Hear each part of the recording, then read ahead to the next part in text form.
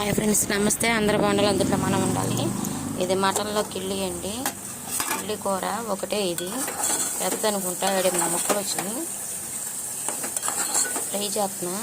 ఇదిగో పెద్ద పెద్ద ముక్కలు వచ్చినాయి, కార్జి ముక్కలాగా. మటన్ కిళ్ళి ఇది.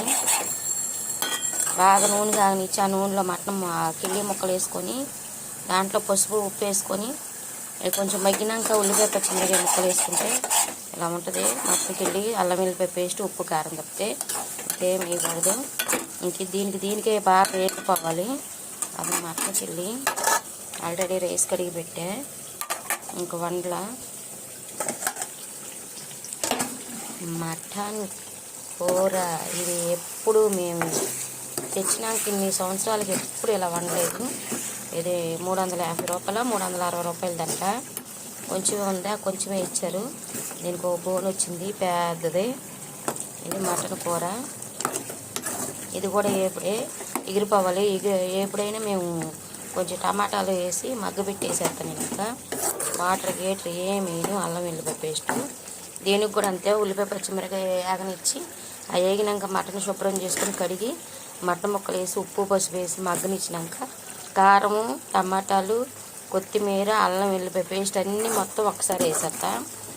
వేసేసి ఇంక నేనేం వేయను. అల్లం వెల్లిపాయ పేస్ట్ వేసి ఇంక ఇలా నూనె తేలుతా చక్కగా చూడు ఎలా ఉందో. నూనె తేలుతా ఉంటుంది మటన్ కూర. ఇది మటన్ కూర మటన్ కిళ్ళి వాళ్ళ మంది.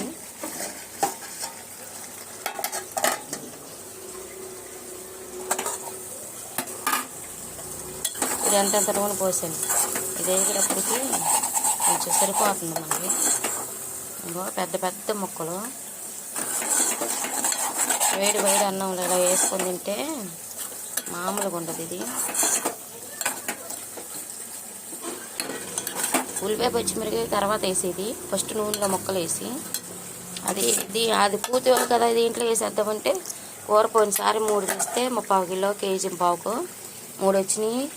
ఆ 3 వేస్తే కొయ్యకు ముందే అందుట్లో ఉండ బ్లడ్ అంతా వచ్చి కూరలో ఎర్రగుండ కూర నల్లగా చేసింది. అందుకే ఇప్పుడు వేరే వండుతున్నా. 3 ముక్కలు 3 మటన్ కిళ్ళీలు కొయ్యుకోకుండా అసలు ఘాటు కూడా పెట్టకుండా వేసే కూరలో ఆ బ్లడ్ అంతా వచ్చేసి నల్లగా అయిపోయింది కూర. ఇలా ఉండాల్సింది. అందుకే ఇప్పుడు విడిగా వండుతున్నా ఒకటైనా. బాయ్.